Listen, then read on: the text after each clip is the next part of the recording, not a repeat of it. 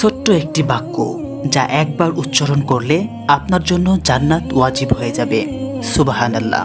হাদিসটি শুনতে আশ্চর্যজনক মনে হলেও রাসূলুল্লাহ সাল্লাল্লাহু আলাইহি ওয়াসাল্লাম ছোট্ট এই দোয়াটি সম্পর্কে এমনভাবেই বর্ণনা করেছেন। প্রিয় বন্ধুরা, তাহলে চলুন আজকের আয়োজনে আমরা জেনে নেই রাসূল সাল্লাল্লাহু আলাইহি ওয়াসাল্লাম কোন দোয়াটি সম্পর্কে এমন বর্ণনা দিয়েছেন যে দোয়াটি একবার পাঠ করলে আমাদের জন্য জান্নাত ওয়াজিব হয়ে যাবে।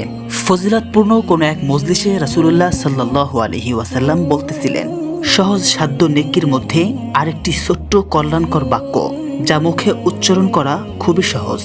মাত্র 5 মিনিটে এই বাক্যটি কমপক্ষে 40 বার উচ্চারণ করা যায় এবং বিনিময়ে শুধু বিপুল সওয়াবই পাওয়া যায় না, বরং সে ব্যক্তির প্রতি জান্নাত ওয়াজিব হয়ে যায়। সুবহানাল্লাহ।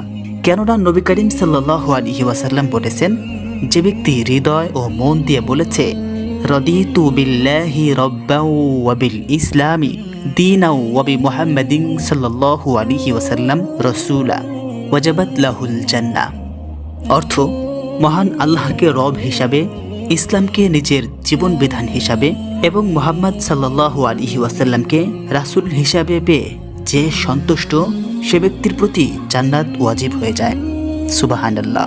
মুসলিম শরীফের আরেকটি হাদিসে বলা হয়েছে, আল্লাহকে নিজের প্রতিপালক, ইসলামকে নিজের জীবন ব্যবস্থা এবং নবী করিম সাল্লাল্লাহু আলাইহি ওয়াসাল্লামকে রাসূল হিসাবে পেয়ে মনে প্রাণে যে ব্যক্তি সন্তুষ্ট হয়েছে সে ব্যক্তির জন্য জান্নাত ওয়াজিব হয়ে যায়। সুবহানাল্লাহ। প্রিয় বন্ধুরা, এখন আপনারা মনে করতে পারেন, সামান্য একটি দোয়াই যদি আমাদেরকে জান্নাতে নিয়ে যেতে পারে, তাহলে আমরা কেন নামাজ পড়ব, কেন যাকাত দিব এবং অন্যান্য নেক আমলগুলি আমরা কেন করব? প্রিয় বন্ধুরা, আমি এই দোয়াটির অর্থ আপনাদেরকে আরও একবার মনে করিয়ে দিতে চাই। দোয়াটিতে বলা হয়েছে, মহান আল্লাহ তাআলাকে রব হিসাবে এবং ইসলামকে নিজের জীবন বিধান হিসাবে আর মুহাম্মদকে রাসূল হিসাবে পেয়ে যে ব্যক্তি সন্তুষ্ট, সেই ব্যক্তির জন্য জান্নাত ওয়াজিব হয়ে যায়। তার মানে রব হিসাবে আল্লাহ তাআলাকে পেয়ে আর ধর্ম হিসাবে ইসলামকে পেয়ে এবং রাসূল সাল্লাল্লাহু আলাইহি ওয়াসাল্লামকে নিজের জীবনের মডেল বানিয়ে যে ব্যক্তি সন্তুষ্ট থাকবে, সেই ব্যক্তির জন্যই জান্নাত ওয়াজিব হয়ে যাবে। আরও একটি কথা মনে করিয়ে দিতে চাই, আল্লাহ তাআলাকে রব হিসাবে মেনে নিলাম, ইসলামকে নিজের জীবন বিধান হিসাবে মেনে নিলাম আর মুহাম্মদ সাল্লাল্লাহু আলাইহি ওয়াসাল্লামকেও রাসূল হিসাবে মেনে নিলাম। বিনিময়ে আল্লাহ তাআলা আমাদেরকে জান্নাত দিবেন। আল্লাহ তাআলার হুকুম পালন, ইসলামের বিধান মেনে চলা এবং রাসূলের আদর্শ মেনে নেওয়ার পাশাপাশি এই দোয়াটি আমরা বেশি বেশি পাঠ করব।